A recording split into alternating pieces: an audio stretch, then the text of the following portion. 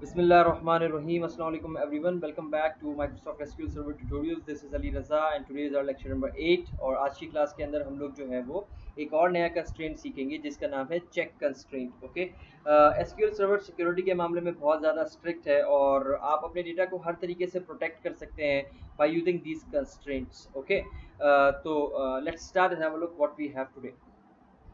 Alright guys, so let's create a new query और यहाँ पर मैं इस क्वेरी के अंदर सबसे पहले तो ड्रॉप करवाऊंगा अपने सैलरीज की टेबल को। तो, मैं नए नए टेबल नहीं बना रहा, ड्रॉप टेबल और सैलरीज। ओके, और उसके बाद इसको कर दें एग्जीक्यूट। कमांड्स कंप्लीट सक्सेसफुली, यहाँ से रिफ्रेश करें तो लिस्ट से हट जाएगा सैलरीज का टेबल।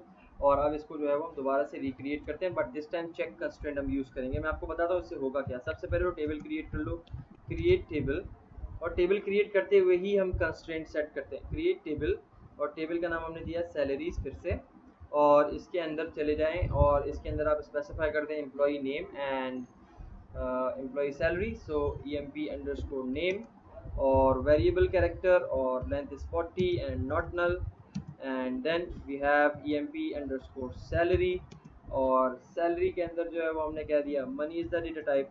ठीक है, और क्या कहते हैं नॉट नल। और यहाँ पर मैं एक चेक कंस्ट्रेंट लगा रहा हूँ कि मैं कह रहा हूँ कि emp सैलरी जो है, जो हमारा ये कॉलम है, ये लेस देन 5000 ना हो।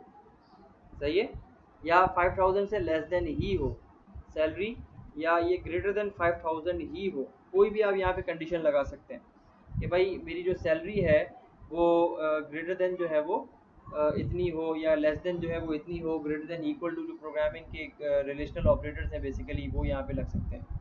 ठीक है ना। तो अब इसको हम लोग एग्जीक्यूट करेंगे और देखेंगे कि हमारे पास क्या आउटपुट आ रहा है।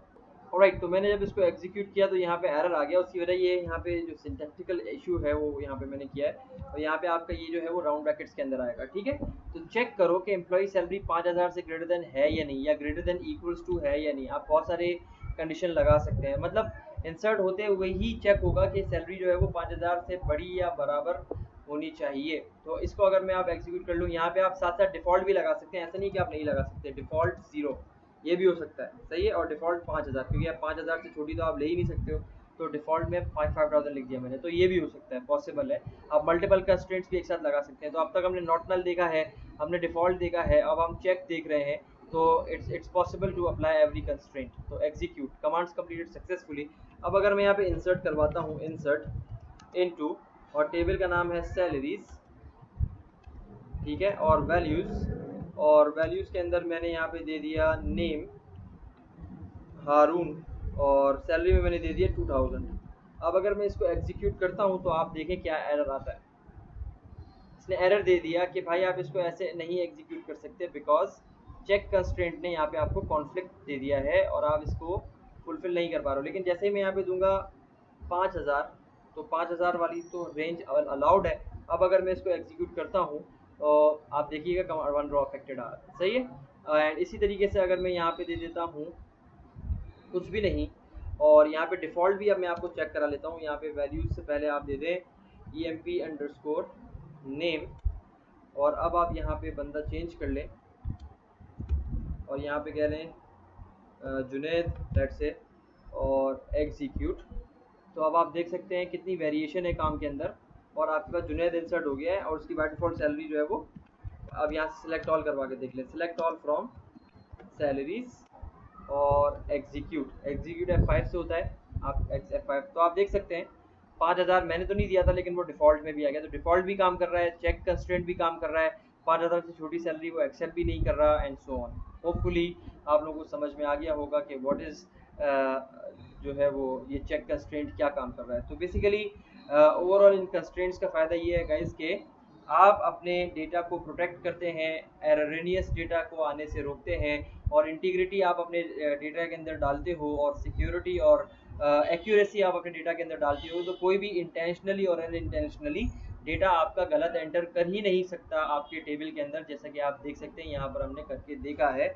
इसकी एक कंस्ट्रेंट्स की आप एग्जांपल एक ऐसे भी ले सकते हो कि यार एक फर्स्ट कर लें, एक ह्यूमन बॉडी है, सही है। अगर कोई इसके ऊपर फायर करेगा तो वो डायरेक्टली वो जो है वो मर जाएगा। लेकिन अगर उसने आर्मर पहना हुआ है तो वो उससे उसकी प्रोटेक्शन होगी। जिस जगह आर्मर नहीं पहना हुआ वहाँ उसकी प्रोटेक्शन नहीं होगी। तो इसी तरीके से एक तरीके से ये कंस्ट्रेंट्स जो है वो एक शील्ड की तरह काम कर रहे होते हैं आपके डेटा के ऊपर, आपके टेबल के ऊपर, और वो चेक कर रहे होते हैं कि आप एररनियस या आपके जो रूल्स हैं, जिस तरीके का डेटा आपको चाहिए वैसा डेटा आ रहा है या नहीं आ रहा। ठीक है। सो होपफुली आप लोगों को ये कंस्ट्रेंट्स क्लियर होंगे अब तक। So that's all for today. See you in the next lecture, but don't forget to subscribe, share, and comment, and do press the bell icon as well if you haven't. So that's all. Thank you so much. Take care. Allah Hafiz.